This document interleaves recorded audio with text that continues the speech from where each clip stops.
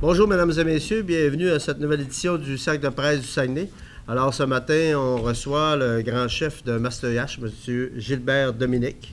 M. Dominique, bienvenue au Cercle de presse du Saguenay. Oui. Alors, la parole est à vous pendant 5 à 8 minutes, et puis après ça, ce sera la période de questions habituelle. J'invite les gens à me faire signe s'il y a des questions à poser. Alors, merci beaucoup. Kwei, notem parpek etchiek, mashtamladan katitok shenyan, ote shikotime. Me fait plaisir, bien entendu, d'être avec vous ce matin pour ce cercle de presse. Un grand merci, bien sûr, pour cette invitation. En cette journée du souvenir, je tiens évidemment à saluer de façon particulière les personnes qui ont combattu et fait de grands sacrifices au nom des idéaux et de liberté et de paix qui sont aujourd'hui des objectifs vers lesquels il faut tendre assurément. Je voudrais aussi saluer là, la contribution des membres des Premières Nations et de celles de ma communauté également qui ont contribué largement à ces efforts. Ce matin, je m'adresse à vous dans un contexte où les Premières Nations de tout le pays, et encore particulièrement plus au niveau du Québec, sont sous les projecteurs en raison notamment des événements qui concernent la violence faite aux femmes des Premières Nations. En tant qu'élu, en tant que leader de nos communautés, sur le plan politique, nous vivons des émotions assez fortes actuellement. Et nous avons à contribuer activement à trouver des moyens et des solutions pour que les choses changent en ce qui concerne, bien entendu, la violence qui est faite auprès des femmes et que les choses changent, bien sûr, là, dans les rapports, dans la relation entre les Premières Nations et l'ensemble de la société québécoise et canadienne. La région du Saguenay-Lac-Saint-Jean n'échappe pas à cette nécessaire prise de conscience collective et à ce dialogue sur des enjeux qui, bien entendu, nous concernent tous et toutes. On peut prendre là l'exemple de notre négociation territoriale globale que nous menons depuis plus de 35 ans. C'est un grand enjeu que nous devons partager sur le plan régional. Je l'ai souvent répété, je vais le répéter encore aujourd'hui, tant que la question de nos droits et de notre place en tant que Première Nation ne sera pas réglée, ne sera pas convenue, inévitablement, l'incertitude sur le développement va continuer d'exister. Les choses ont changé. La jurisprudence reconnaît les droits et particulièrement le titre des Premières Nations.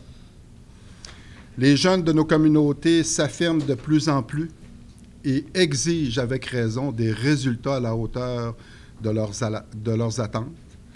Les besoins socio-économiques de nos communautés, et particulièrement la nôtre, sont plus importants et nécessitent des actions concrètes, des actions à court terme. Alors, les gouvernements et les promoteurs ne peuvent plus se comporter comme ils l'ont fait pendant trop de décennies, c'est-à-dire sans tenir compte réellement des droits du titre et de la présence, bien sûr, là, des Premières Nations sur le territoire. Il en va, bien entendu, de notre avenir à tous. C'est pourquoi nous sommes toujours en négociation d'un traité et que nous souhaitons maintenir le cap sur l'aboutissement des discussions entre les négociateurs d'ici les prochaines semaines, tel que prévu. On avait, bien entendu, fixé notre échéancier en décembre, qui s'en vient à grands pas. Inévitablement, on a été perturbé là, dans nos actions, dans nos efforts par l'élection au fédéral qui a été déclenchée là, à la mi-août dernier. Mais on demeure convaincu là, que si le Canada confirme rapidement ses intentions, la cible là, du 31 décembre prochain demeure bien entendu là, réalisable. Donc, pour nous, c'est assurément là, la cible là, que nous maintenons à ce moment-ci. Un nouveau gouvernement est en place au fédéral et nous avons de bon espoir que les choses évoluent sur la bonne voie. Une nouvelle ministre des Affaires autochtones, Mme Caroline Bennett vient d'être nommée. Nous sommes assurément convaincus qu'elle connaît déjà assez bien l'ensemble des dossiers importants qui l'attendent, puisqu'elle a été porte-parole dans l'opposition de son parti en matière autochtone depuis bon nombre d'années. Elle a d'ailleurs visité notre communauté en 2012 avec d'autres parlementaires fédéraux pour discuter de nos enjeux reliés à la gestion des terres. Donc, elle connaît assez bien également nos défis comme Première Nation. De plus, une nouvelle ministre de la Justice, Mme Jody Wilson-Raybould, une membre des Premières Nations de la Colombie-Britannique, anciennement chef régional de la Colombie-Britannique au nom de l'ensemble des Premières Nations dans ce secteur-là, a été bien entendu désignée. Je vous avouerai que nous avons de grandes attentes par rapport à cette nomination, qui survient à un moment crucial dans l'évolution de notre négociation. Mme Wilson aura à se pencher sur la question de la formule de reconnaissance des droits prévus au traité et bien sûr, qui est une notion qui est au cœur de la réconciliation politique entre les Premières Nations et le Canada. Nous demeurons convaincus que l'arrivée d'un traité doit être vue dans la région comme une bonne nouvelle, sur le plan économique particulièrement. En ces temps difficiles et incertains pour l'économie régionale, pensons aux retombées directes qu'un traité va pouvoir générer. Je suis persuadé que l'on va comptabiliser le tout non pas en centaines de milliers de dollars comme répercussion positive, mais en plusieurs millions sur le plan régional. Considérons aussi les possibilités de partenariat et d'entente qui seront créées à partir de ce levier de développement. Pour nous, Piakwagamilnut, c'est au-delà de l'apport, bien sûr, à notre développement sur le plan socio-économique, les fondements culturels de notre société seront protégés et reconnus. Nous pourrons alors assurer la pérennité de notre Première Nation pour les générations futures.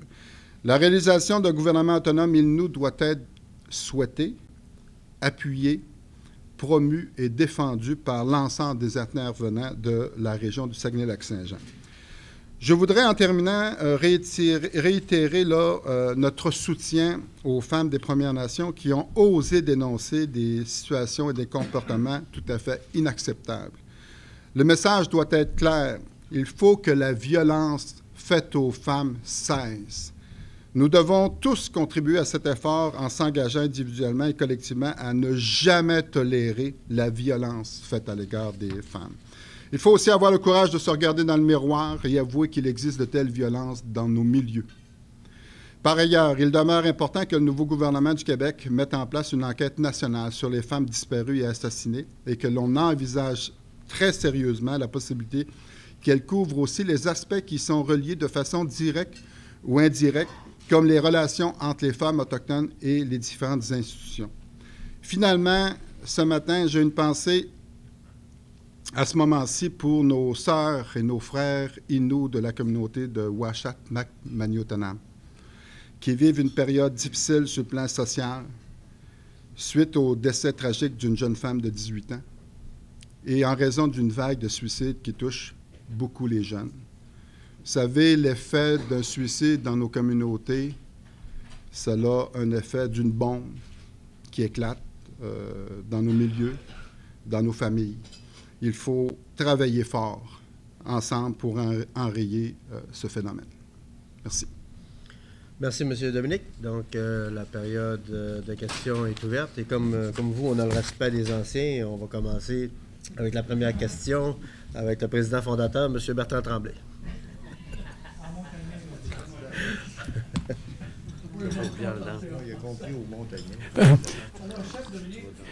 Tombons dans l'actualité. En ce qui concerne, par exemple, l'exploitation forestière, comment percevez-vous l'harmonisation des intérêts des Premières Nations et celle des milliers de travailleurs dans la région? Comment percevez-vous cette harmonisation rentable? Parce qu'à l'heure actuelle, en plus des problèmes avec les Premières Nations, il y a les problèmes de rentabilité qui sont cruciaux, que Richard Garneau fait référence à chaque fois. le bois coûte plus cher qu'ailleurs, la ressource coûte plus cher qu'ailleurs, enfin, tout est plus cher qu'ailleurs. Alors, ça veut dire que l'industrie est en péril, parce qu'à l'heure actuelle, dans la mondialisation, il faut être rentable. Non, bien, c'est un très bon questionnement. Puis on est bien sensible à tout ça, hein, parce qu'inévitablement, nous, comme Première Nation, qui a aussi des droits sur le territoire, et particulièrement sur la ressource forestière, on veut l'utiliser pour avoir un effet de levier, là, pour générer là, un certain nombre d'emplois à laquelle nos jeunes pourraient, bien sûr, là, faire carrière. Donc, c'est un défi que nous partageons là, sur le plan régional. Je sais que c'est un contexte qui est assurément pas facile pour un paquet de circonstances là, que je ne maîtrise pas tout à fait. Mais on demeure, bien sûr, très sensible là, à tout ça. Et nous, bien sûr, là, pour s'assurer de venir, je vous dirais, là, s'assurer d'avoir des retombées positives pour notre milieu. Et en même temps, je pense, pour être en mesure de pouvoir épauler l'industrie forestière. Prenons l'exemple d'un gros joueur comme PFR dans le secteur. Nous avons travaillé, là, dans un premier temps, là, à une entente économique pour gérer, si l'on veut, ou opérer notre volume de bois. Il y a de retombées là, court terme qui sont positives jusqu'à maintenant. Donc, on a renouvelé notre entente de collaboration avec PFR sur un horizon de 2 ans, bien sûr, à ce moment-ci. Donc, moi, je pense que c'est quand même là, drôlement intéressant. Et on va entamer des discussions avec PFR là, pour qu'on puisse développer ensemble là, ce qu'on pourrait appeler une entente plus générale, une entente là, de type ERA, qui pourrait nous permettre, là, bien sûr, là, de bien situer l'étendue de nos droits dans les opérations là, forestières que PFR là, réalise dans l'ensemble de notre territoire ancestral. Donc, présentement, on devrait là, entamer des discussions à ce niveau-là prochainement. Donc, moi, je pense que, comme on l'a toujours mentionné, ce qu'on cherche, c'est des modèles de partenariat, parce qu'un coup que ces partenariats sont ficelés, inévitablement, ça amène un niveau de certitude intéressant pour, après ça, là, entamer là, un développement structuré qui répond bien sûr là, à nos propres enjeux. Merci. Prochaine question, ce sera Louis Tremblay du Quotidien. Il sera suivi de Louis Martineau de TVA. On va revenir sur la question de la violence dans les communautés. Il y a la violence, en tout cas, qu'on a vu en Colombie-Britannique, la violence, en tout cas les plaintes qui ont été déposées par des femmes sur la Côte-Nord. Mais il y a aussi un important phénomène de violence entre les Inuits, entre les Autochtones eux-mêmes dans les communautés. La question est délicate, mais je la pose quand même. Est-ce que le modèle qui est en place en ce moment, c'est-à-dire qui fait qu'un petit groupe de personnes vivent en permanence entre eux, sortent pas beaucoup, peut-être plus ici chez vous, mais peut-être moins sur la Côte-Nord, sortent pas beaucoup, n'ont pas beaucoup de contacts à l'extérieur. Et est-ce que ce modèle-là, ça ne participe pas à entretenir ce climat-là? Ouais. Moi, je vous partagerais que pas du tout. Pas du tout. Moi, je pense qu'on vit en grande famille, comme l'ensemble d'autres sociétés vivent en grande famille.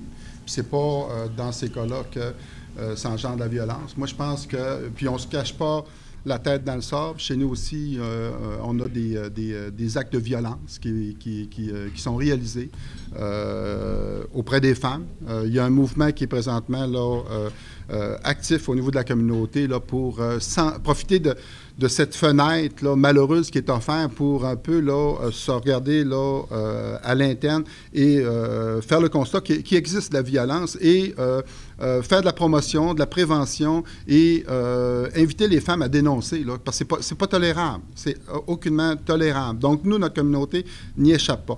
Maintenant, ce phénomène social, c'est un phénomène également qui est intimement lié à d'autres facteurs sociaux. Hein. On le mentionne qu'on n'a pas tous les leviers pour permettre d'avoir une santé en général de façon intéressante pour les membres de nos Premières Nations. On vit encore trop de phénomènes de pauvreté, donc ça, c'est un cercle vicieux. La pauvreté amène malheureusement l'autre problème au niveau de la surconsommation d'alcool, de drogue, de violence, d'agression sexuelle, de suicide. Donc, nous, on n'y échappe pas non plus. Pour régler cette situation dans un horizon de moyen terme et long terme, moi, je persiste à croire là, que c'est la prise en charge de nos propres responsabilités qu'on va inévitablement y arriver, parce que là, on va développer des initiatives, des programmes là, qui vont inévitablement là, avoir un effet bénéfique là, sur ces situations-là. Parfait. Prochaine question, M. Louis Martineau, qui sera suivi de M. Laval-Gagnon. Dominique, je reviens sur la situation qui prévoit actuellement dans le secteur forestier du Lac-Saint-Jean. Un des éléments dans l'équation qui ne joue pas en faveur de la région présentement, ce sont les actions de Greenpeace, qui font pression auprès des clients de Résolu pour qu'ils cessent de s'approvisionner auprès de Greenpeace en raison des pratiques de la compagnie. Je voulais voir qu'est-ce que vous pensiez de l'attitude de Greenpeace. Est-ce que vous êtes d'accord avec leurs revendications de fonds ou vous avez de la difficulté avec ce qu'ils font actuellement? Bien, je vais vous avouer que je suis un peu mitigé. Moi, je pense qu'effectivement, là, trop souvent, on va tomber dans l'explosif ou le sensationnalisme. Okay? Donc, moi, je pense qu'il faut éviter là, cette extrémité-là. Il y a des enjeux, par contre, qui sont importants à considérer. Celles particulièrement qui nous concernent, de la relation avec les Premières Nations, pour qu'on puisse, là, bien sûr, là, trouver notre compte dans l'exploitation forestière. Moi, je pense que l'industrie forestière et les gouvernements ont avantage là, à soutenir et à contribuer au développement de cette relation là, constructive. Je suis convaincu là, que ça va permettre là, de faire face à de grandes campagnes là, qui pourraient être dévastatrices là, à cet égard. Est-ce que vous êtes en faveur qu'on protège davantage le caribou forestier, oui. Par exemple? Oui. Oui, absolument. Moi, je pense qu'il y a une vulnérabilité au niveau du caribou forestier. Okay? Nous, on a proposé effectivement l'aménagement là, d'une zone intéressante pour permettre là, de protéger l'habitat du caribou forestier. On est en entente, bien sûr, d'un retour du gouvernement du Québec là, à cet égard. Mais comme société, au-delà des Premières Nations, comme société, moi, je pense qu'on a une obligation là, morale de considérer là, cet effet-là, cette vulnérabilité là, entourant le caribou forestier et trouver des solutions. Vous savez, nous, on a toujours une optique de développer, d'être favorable au développement, dans mesure où, bien entendu, là, on le fait de façon équilibrée par rapport aux enjeux là, de la ressource, notamment là, comme le caribou ou d'autres espèces. Est-ce qu'on doit sacrifier des emplois pour protéger le caribou? Bon, je ne sais pas si on va parler... J'ai toujours été mal à l'aise là, de mettre dans l'équation là, pour assurer un certain niveau d'emploi ou garantir un niveau d'emploi, de mettre dans l'équation là, la disparition là, d'une espèce comme le caribou. Je suis très mal à l'aise. Je suis carrément pas d'accord avec cette équation-là. Par contre, il faut bien entendu là, que les décideurs, incluant les membres des Premières Nations, s'assoient pour identifier c'est quoi les meilleures mesures pour avoir comme et de se donner comme objectif là, la partie de la création d'emplois ou le fait de générer une activité économique intéressante là, pour l'ensemble des régions. Merci. Prochaine question, M. Laval-Gagnon, journaliste émérite. Ce sera suivi de Louis-René Ménard de Radio-Canada. Monsieur Dominique, je voudrais revenir sur la question abordée par Louis tantôt concernant la violence faite aux femmes autochtones. Dans son plus récent numéro, la revue L'Actualité cite un rapport de la GRC, la Gendarmerie royale du Canada canadien, mais on peut imaginer que la situation concerne également le Québec et sans doute vos communautés. Et je cite un extrait du rapport notamment, où il est indiqué que les femmes autochtones sont plus susceptibles que les autres de subir la violence conjugale et leurs blessures sont plus sérieuses. On indique même que 50% des femmes violentées par un conjoint ou un ex disent avoir peur, craindre pour leur vie. Évidemment, il y a beaucoup de causes sociales. Il y en a qui pointent la loi sur les Indiens. C'est pas quelque chose de nouveau. Hein? On plonge dans les racines de l'histoire canadienne, dans le fond. Et ça interpelle également les relations entre les hommes et les femmes. Donc, c'est une question qui dépasse, dans le fond, les lois et tout ça. Au Québec, on connaît un peu ça, on dit l'égalité entre les hommes et les femmes et tout ça.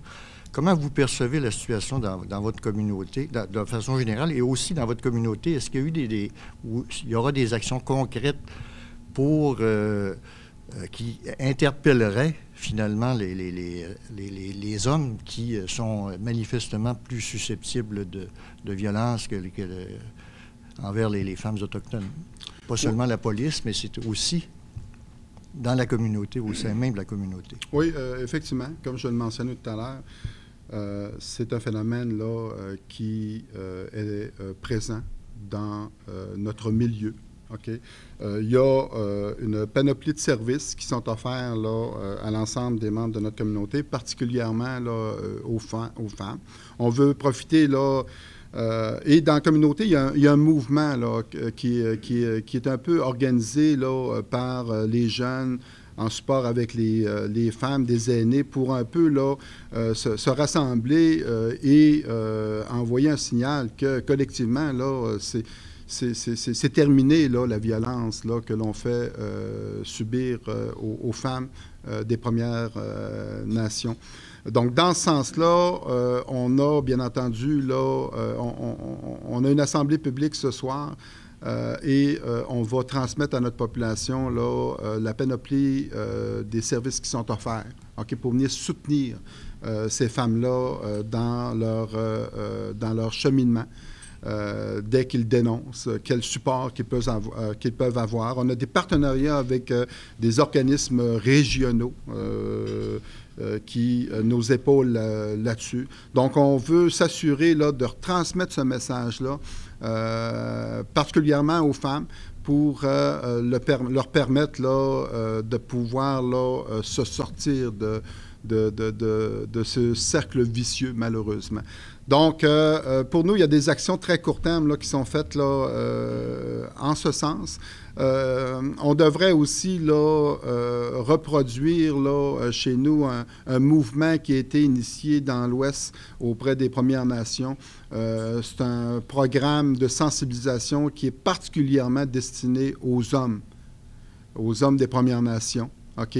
Donc, on veut proposer aux hommes de ma communauté de pouvoir embarquer dans ce mouvement-là et, bien sûr, s'engager là, personnellement, individuellement et collectivement à ne plus tolérer ça.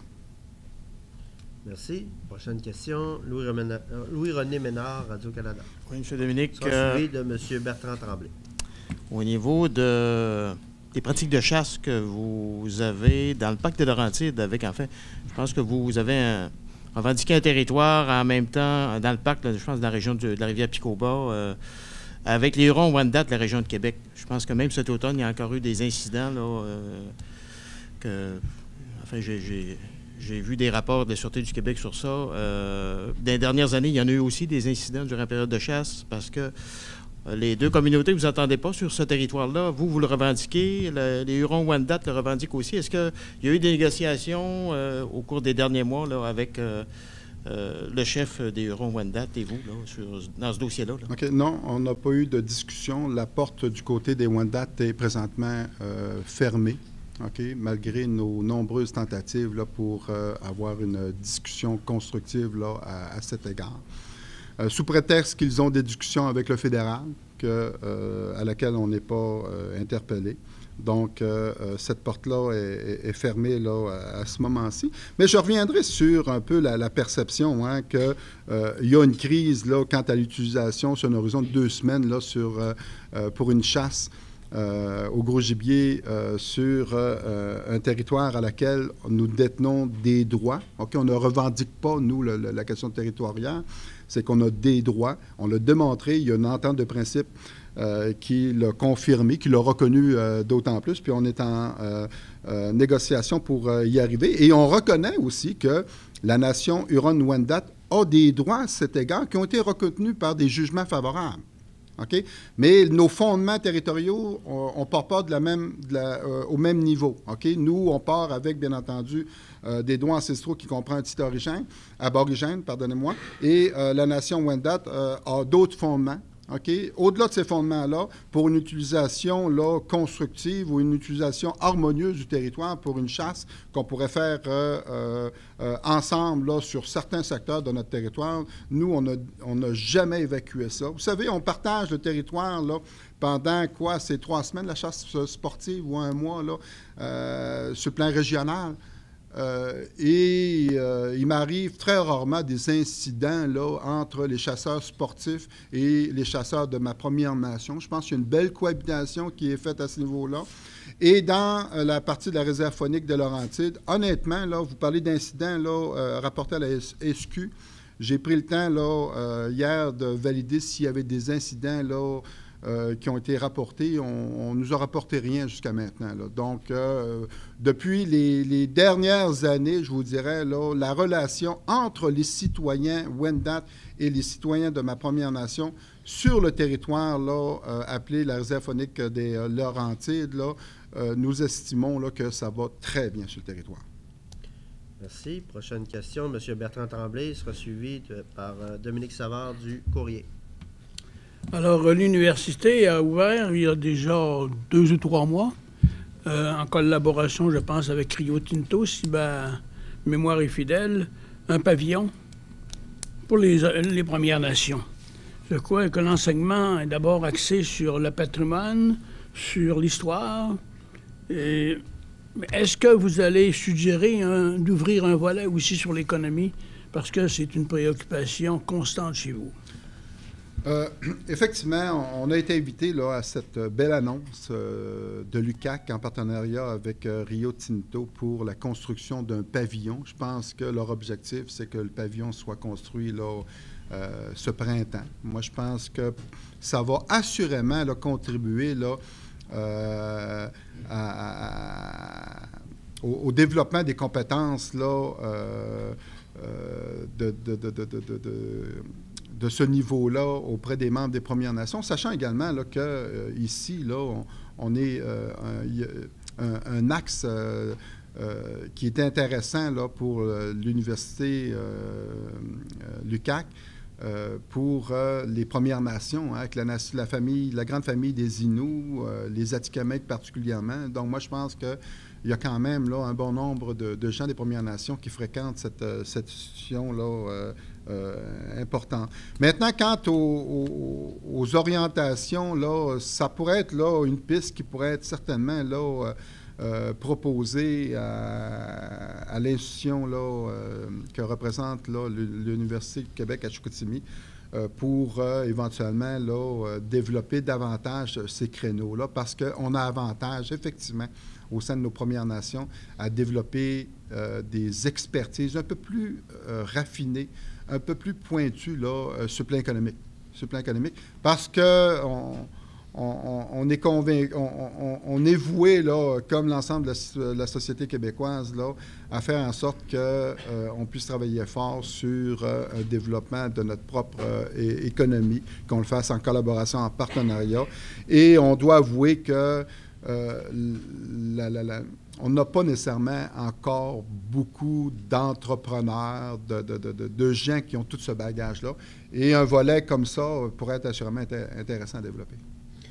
Vous me disiez tantôt, M. Dominique, qu'il y a des négociations qui sont entreprises avec Alcan pour essayer de recevoir des revenus supplémentaires. Sur quelle base se font ces négociations-là et est-ce que ces négociations-là sont très avancées? Bien, on a une relation intéressante avec Rio Tinto là, à ce moment-ci, qu'on a développée pendant bon nombre d'années. Donc, on a fait évoluer notre situation. Au cours de la dernière année, on a proposé à Rio Tinto l'hypothèse qu'on puisse discuter là, avec elle pour s'assurer que notre Première Nation là, puisse là, avoir des retombées beaucoup plus intéressantes de ce qu'elle a présentement dans le contexte là, des opérations de cette méga-entreprise. Et la base, c'est tout simplement là, facile à constater, c'est l'exploitation des ressources naturelles Hein, il y a tout près de 3000 mégawatts là, qui sont exploités par Rio Tinto. Et inévitablement, c'est un domaine qui, pour nous, est important. C'est une ressource aussi à laquelle on a assurément des droits. Vous savez, dans le passé, notre communauté n'a jamais été compensée là, dans tout ça. Donc, on a une relation constructive. On a des intérêts, là, effectivement, converger ensemble pour éventuellement convenir d'une entente qui pourrait être là, gagnant-gagnante là, à ce moment-ci.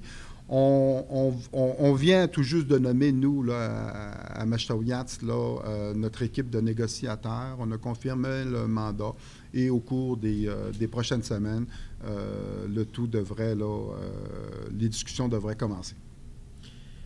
Prochaine question, Mme Dominique Savard du journal Le Courrier. Ce sera... Bien, pour le moment, l'ensemble des négociations avec les grandes entreprises, c'est notre secrétaire au développement de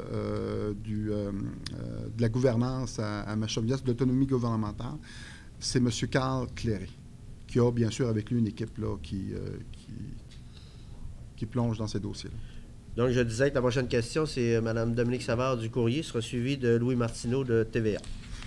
Monsieur Dominique, vous avez parlé tout à l'heure du traité sur l'autonomie qui pourrait avoir des retombées économiques de plusieurs millions de dollars.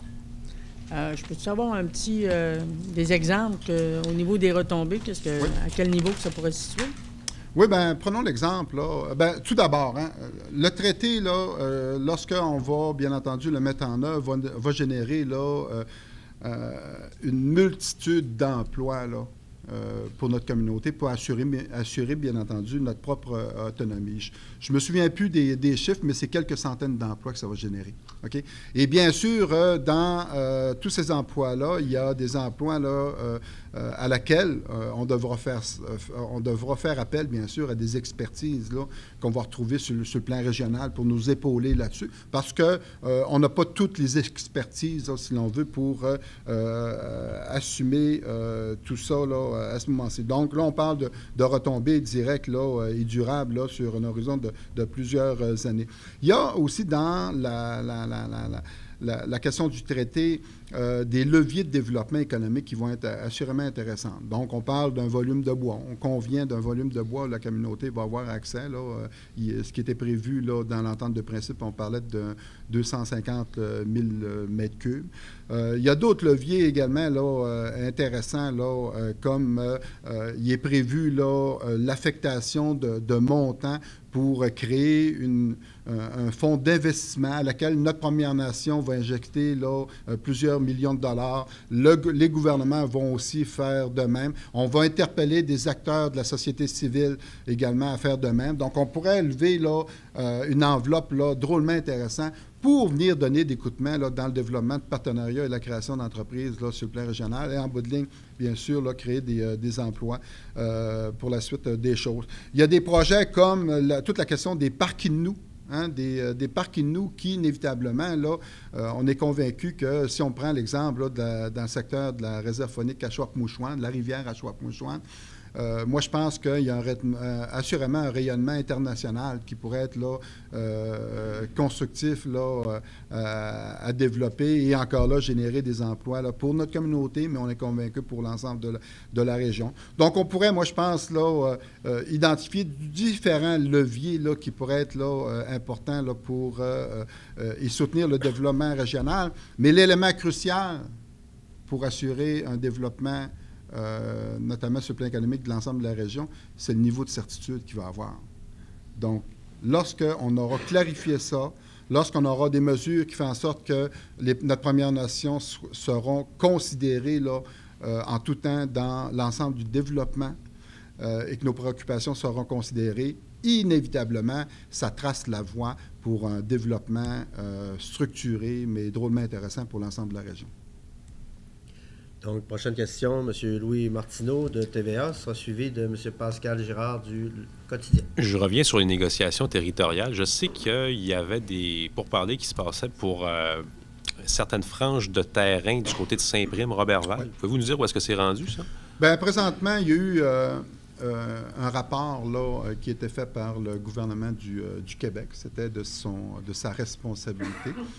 Semble-t-il là, que ce rapport-là a été transmis aux citoyens. OK? Présentement, à la table de négociation, qui a dû, bien entendu, être là, mis sous la glace, considérant là, les élections au fédéral. Mais à la table de négociation, il est prévu, là, on doit convenir là, de la suite des choses. Donc, comment est-ce que les discussions vont être faites avec les citoyens qui sont ouverts, bien entendu, là, et disposés là, à cheminer avec nous dans cette perspective-là d'acquisition de ces terres-là. Donc, ça suit son cours, là, je vous dirais, là, à ce moment-ci. On attend la reprise là, active là, du processus de négociation pour voir comment est-ce qu'on organise la suite par rapport à ça. Prochaine question, Pascal Girard, Le Quotidien, sera suivi par M. Louis-René Ménard de Radio-Canada. De faire Bertrand Tremblay de moi-même poser 2 questions. En 5 secondes, Guy Larouche, comment ça va? Ça va assez bien, je vous dirais. On a relancé notre comité conjoint Machaoyats-Robert Val, qu'on avait instauré là, à l'époque de la gouvernance du maire Denis Lebel. Moi, je pense que ça va bien. Il y a des discussions là, transparentes, constructives qui sont faites là-dessus. C'est avec Ville de Robert Val. Il y a une relation étroite qui avait été bâtie depuis bon nombre d'années. Puis on a avantage là, à s'épauler dans plusieurs défis, notamment sur le plan économique. Vous savez, nous, on a développé notre parc industriel, on a positionné là, notre parc industriel, bien entendu, dans une perspective de venir s'accrocher là, à la route régionale. Mais il est aussi intimement lié là, au parc industriel de Ville de Roberval. Parce que moi, je suis convaincu que s'il arrive des projets intéressants, des projets porteurs, moi, je pense qu'on a un rayonnement stratégique qui est drôlement intéressant pour éventuellement capter ces projets-là. Donc, dans la relation spécifique avec le maire de Roberval, je vous dirais que ça va relativement bien. J'assiste à quelques parties de hockey dans le junior 2A de mémoire, là, avec le maire de Roberval, à l'aréna de Roberval. On a la chance d'avoir 7 jeunes de notre communauté qui sont là. Et ça, c'est une belle initiative du maire de Roberval. Pour ce qui est des réserves au Québec, parfois on a l'impression que plus une réserve est intégrée dans une grande communauté, que ce soit, par exemple, le village Huron à Québec, que ce soit, par exemple, Macheteauillache, que ce soit les réserves dans le coin de Montréal, plus sont intégrés au tissu économique dans lequel ils vivent, plus sont, dans le fond, intégrés dans le... je ne peux dire pas occidentalisé, mais... Et pour ce qui est des réserves qui sont plus en forêt, peut-être plus là qu'il y a des problèmes économiques, ça dit quoi sur le modèle, dans le fond, que ça donne un peu l'impression que moins une réserve est autochtone, plus elle est dans le tissu social, comme exemple, par à Québec, mieux ça va, et plus une réserve est éloignée, plus c'est le mode de vie traditionnel qu'ils tentent de garder, mais au détriment de l'économie, que c'est très difficile de faire vivre. Comment on gère cette situation-là? Ouais. Je pourrais vous partager que je ne suis pas d'accord avec cette bien perception-là. Okay, parce que quand on la regarde de plus près, nous, notre communauté, qui, je pense, là, a entamé un développement structuré pendant bon nombre d'années, qu'on s'est pris en charge, qu'on s'est développé. Encore aujourd'hui, là, on vit là, une situation sociale là, tout à fait là, inacceptable. Inacceptable. J'apprenais encore dernièrement là, que le quart de nos jeunes de moins de 25 ans sont sur la sécurité du revenu. C'est inacceptable. Okay? Le taux de chômage, qu'on est encore là à une distance appréciable de nos voisins. Le défi incroyable de générer autant d'emplois qu'il nous faut pour une société en santé, c'est impossible de le faire dans 15 km². Donc, pour nous, le défi est entier. Plus on est également là, très vulnérable là, à nos enjeux identitaires.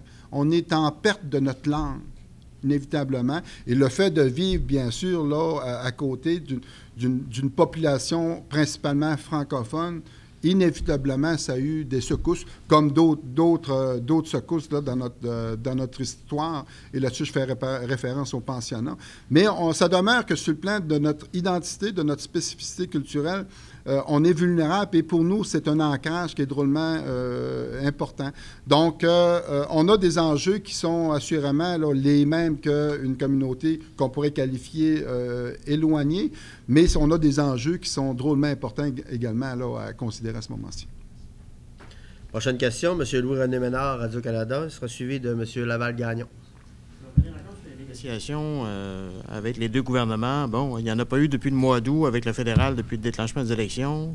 19 octobre, fin des élections. Nouveau gouvernement depuis 2 semaines. J'imagine que la nouvelle ministre responsable des affaires autochtones au pays va prendre connaissance du dossier. Il reste 1 mois et demi avant la fin de l'année, M. Dominique. Est-ce que vous pensez vraiment en arriver? C'était à ce point proche d'en arriver à une entente avec les deux, avec Ottawa et Québec? Il nous restait là 1 mois d'échange avec le gouvernement du Canada. Okay? Donc, nous, on a bien entendu, là, dès l'annonce de la nomination de la nouvelle ministre aux Affaires autochtones à travers le pays, nous lui avons adressé, bien sûr, une correspondance faisant état de nos enjeux. Et on considère qu'à travers le pays, okay, la démarche de négociation avec une Première Nation la plus près d'arriver à une conclusion de traité, c'est la nôtre. Okay? Donc, moi, je pense que ça doit être là un dossier qui est assurément au-dessus de la pile de l'ensemble des priorités là, du gouvernement du Canada. Et on souhaite la rencontrer dans les plus brefs délais pour qu'elle puisse confirmer le mandat à son négociateur de poursuivre les discussions là, à ce moment-ci. Donc, c'est le message qu'on a envoyé au gouvernement du Canada. L'autre élément qui est important pour nous, vous savez, ça fait là, au-dessus de 35 ans qu'on négocie. On est endetté là, de plus de 40 millions. OK? On estime qu'il est temps là, qu'on identifie une date butoir pour s'assurer qu'à un moment donné, là, qu'on fasse à ce moment-là un état de la situation. Nous, on s'est engagé politiquement de faire cet état de situation-là en décembre prochain. OK? Pour qu'après les fêtes, là, on puisse partager là, cette situation avec notre population. OK? Je l'ai dit tout à l'heure, hein? Notre population qui est très jeune, une population des jeunes qui sont très affirmatifs. On a juste à regarder les médias sociaux, on va voir que ils ont, et avec raison, là, le niveau de tolérance est beaucoup moins grand que la mienne, par exemple. OK? Donc, puis quand on fait l'équation avec les enjeux sociaux à laquelle on doit composer, inévitablement, il faut s'assurer qu'on ait fait le tour du jardin au niveau de la négociation, qu'on puisse adresser à notre population un état de la situation. J'aurais personnellement voulu adresser ou soumettre à la population un projet de traité, mais inévitablement, ça va être un état de situation et j'espère que cet état de situation va être positif dans la mesure où le fédéral, effectivement, là, vient de confirmer ses intentions et que le gouvernement du Québec également s'engage là, à poursuivre les discussions là, accentuées qu'on devra faire au cours des prochaines semaines à ce niveau-là. Il faut rester positif. Merci, monsieur. La prochaine question sera posée par M. Laval-Gagnon et sera suivie par Louis Tremblay du Quotidien. 2 questions ont été abordées. Alors, je vais spontanément pour une troisième. Le projet Ariane Phosphate, le BAP a présenté son rapport, sa recommandation. Il demande qu'il n'y ait pas d'autorisation tant que la question du port ne soit pas réglée, le transport maritime. Mais entre-temps, il y avait eu des questions de soulever concernant le transport, la fréquence et l'intensité du transport par camionnage. Où est rendue votre opinion sur le dossier, le contenu du rapport du BAP particulièrement? Oui, bon, on a pris acte là, du rapport du BAP. Je vous avouerai qu'on a été un petit peu déçus du rapport. Quoique dans son ensemble, je pense que le message ou les préoccupations véhiculées là, sont correctes là, à ce moment-ci. L'enjeu du port, on l'avait soulevé, nous aussi. Donc, je pense là-dessus, on se rejoint assez bien. Mais on a été un petit peu déçus, là, notamment dans le processus. On a proposé à la Commission qu'on sent que c'est un enjeu qui est important là, pour notre Première Nation. On a proposé à la commission de venir faire des séances là, à Machtowiat, ce qui n'a pas été retenu. On a proposé à la commission aussi de nommer un commissaire des Premières Nations. OK? Ça n'a pas été retenu. Il n'y a pas dans le rapport de section spécifique à la question des Premières Nations. On est comme noyé à travers l'ensemble des préoccupations. Et pourtant, je considère qu'on est en démarche de négociation, le lien avec le territoire qui est drôlement important, l'impact, bien entendu, là, du développement routier sur l'enjeu de la pratique de nos activités traditionnelles faites par nos familles. Et tout ça, on ne voit pas ressortir ça nécessairement. Moi, je pense que l'institution que peut représenter le BAP devra peut-être ajuster sa façon de faire là, dans le futur pour considérer ces éléments-là. Merci. Prochaine question. Louis Tremblay, Le Quotidien. Monsieur Dominique, c'est une question plus personnelle qui s'adresse à vous. Quand on est habitué dans les méandres des litiges entre autochtones et gouvernements et fonctionnaires et organismes parapublics qui sont autour des questions de droit de chasse, droit de pêche, de pratiques sportives, on avait senti un durcissement du côté de Massillage pendant un certain nombre d'années. Depuis votre retour aux affaires de l'État, ce qu'on nous dit dans les méandres de la fonction publique et au sein de différents organismes, c'est qu'il semble y avoir une volonté de régler rapidement des problèmes qui ne sont pas des enjeux majeurs. Il y a eu le dossier toute la pêche de cohabitation au Lac-Saint-Jean qui est maintenant réglé, calendrier de pêche. Est-ce que c'est une nouvelle façon de faire qui émane de vous, c'est une volonté du Conseil d'avoir une meilleure cohabitation ou essayer d'organiser les choses sur le territoire pour que ça aille mieux? Je vous dirais là-dessus qu'une des choses qui est importante, c'est nos convictions. Hein. On est profondément convaincus qu'en se parlant, on est en mesure de trouver des solutions aux différents litiges qui pourraient là, survenir. Donc, on a une approche dans ce sens-là. L'actuel leadership politique chez nous a une approche dans ce sens-là, malgré qu'on demeure ferme sur des éléments qui sont importants. Là. Il y a des fondements qui sont incontournables chez nous. Là. OK? Donc, c'est clair là, que ces éléments-là sont importants là, pour nous à considérer. Maintenant, pour le règlement de certains litiges ou de la clarification de certaines situations, moi, je pense qu'on a avantage à discuter, à collaborer pour éventuellement là, trouver des pistes de solutions qui vont être là, assurément là, intéressantes à appliquer et qui ne viendront pas porter préjudice, bien sûr, là, par exemple, là, à nos droits. Et qui pourrait soutenir le développement de la région. Donc, moi, je pense qu'au-delà de nos engagements, au-delà de nos fondements, je vous dirais, là, qui pourraient devenir une barrière, moi, je préfère effectivement là, ouvrir une porte, échanger, construire, puis après ça, on verra comment est-ce qu'on peut là, faire évoluer nos discussions, nos enjeux que nous avons en commun. Parce que, je le répète, hein, au-delà effectivement de notre particularité, nous, on a un enjeu qui est important chez nous là, pour la pérennité de notre nation, là, c'est nos fondements spécifiques sur le plan culturel, la nature de nos droits, notre langue, la pratique de nos activités traditionnelles. C'est pour ça qu'on est un peuple différent de celui du Québec. Okay? Donc, pour nous, ça, c'est des fondements là, qui sont érigés, qui sont incontournables. Au-delà de ça, dans la pratique, dans le comment, inévitablement, là, il y a moyen de trouver des solutions. Merci. Prochaine question sera posée par M. Michel Cloutier, secrétaire trésorier émérite. On a parlé beaucoup d'entente ce matin, de négociations, de traités. Est-ce que particulièrement, il y a des enjeux que vous vivez dans le secteur de la formation des jeunes, de vos citoyens de demain sur votre territoire? Est-ce que les jeunes sont intégrés d'ailleurs au système scolaire public ou est-ce que vous avez des particularités? OK.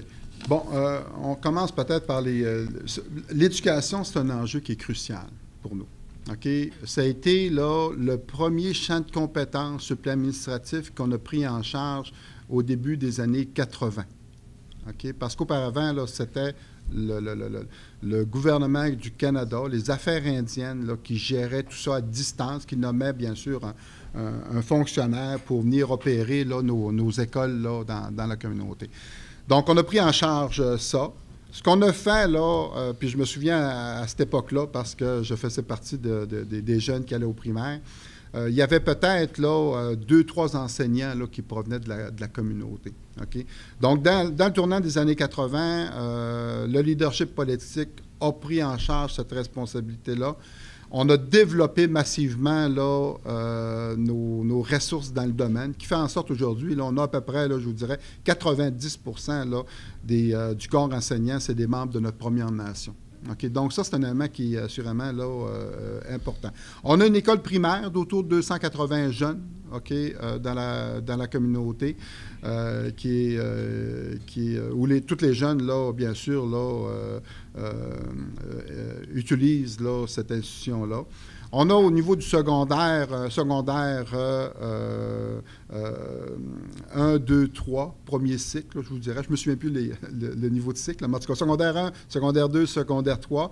On est, bien entendu, un projet pilote là, pour un secondaire 4, secondaire 5, parce qu'il y a une volonté des jeunes de poursuivre là, leur formation secondaire à Meshtawiyats. On a 50% de nos jeunes, par contre, qui utilisent les systèmes là, d'à côté.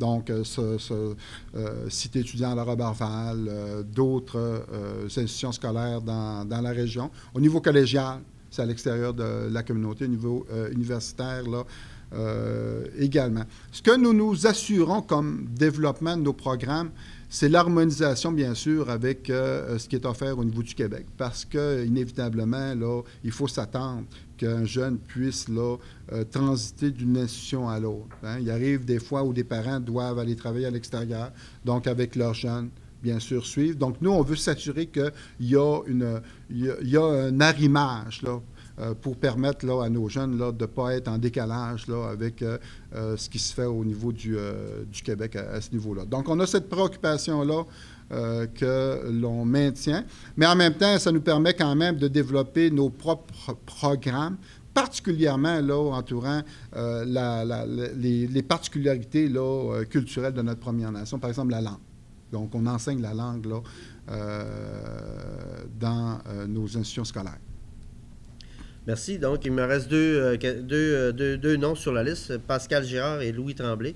Et j'aimerais terminer en demandant à M. Dominique tantôt s'il y a des espoirs d'avoir un jeune de Mastoyage dans la Ligue nationale. Je sais que les jeunes sont fous de hockey. Il y a eu Arthur Kokuchi à l'époque qui était fort, pour les anciens. Monsieur Dominique, avez-vous commencé à recevoir des sommes, des redevances de la mini-centrale? Et si oui, dans quel ordre?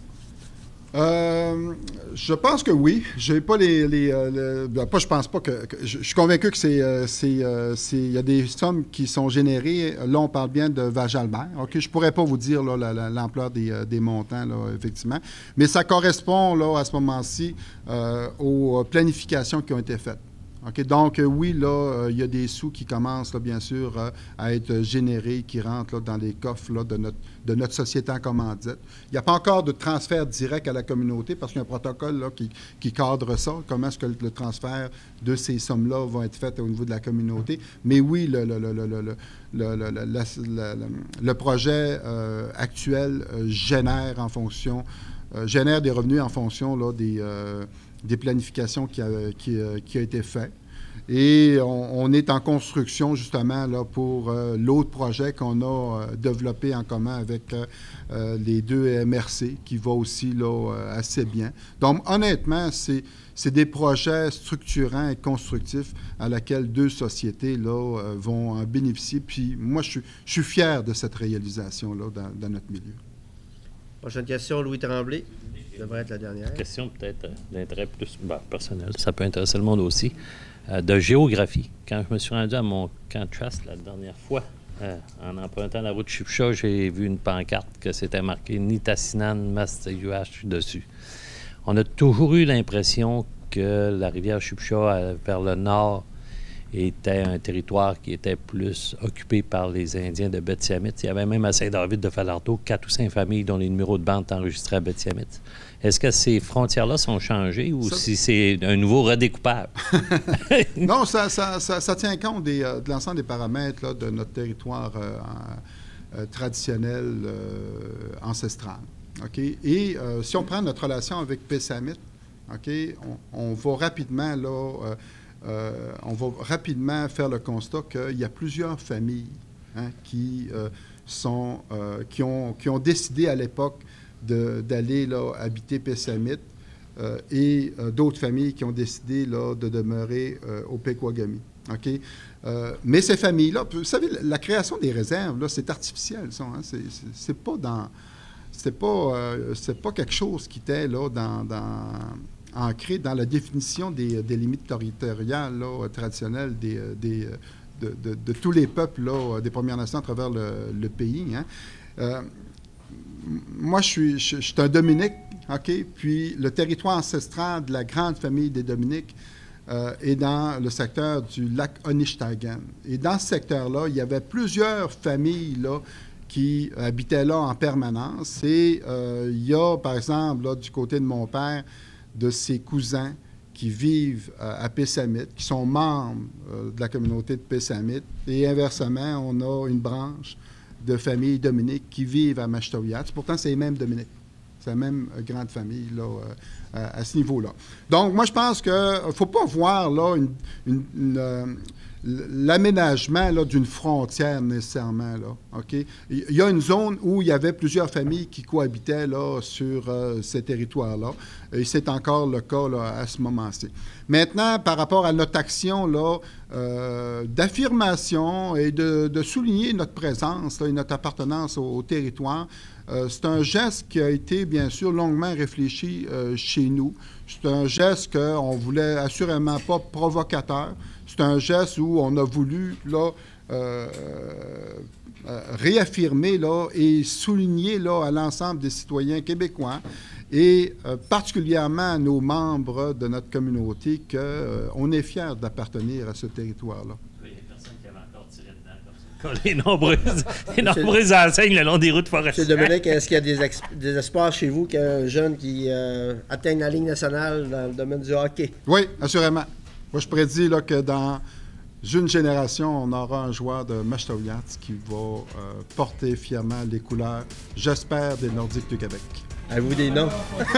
Avez-vous des noms? M. Dominique, c'est tout le temps dont nous disposons. Vous remercie de vous être déplacé sur une aussi grande distance ce matin pour être venu nous voir au cercle de presse. Et on va se dire à la prochaine. Merci beaucoup. Ça fait plaisir.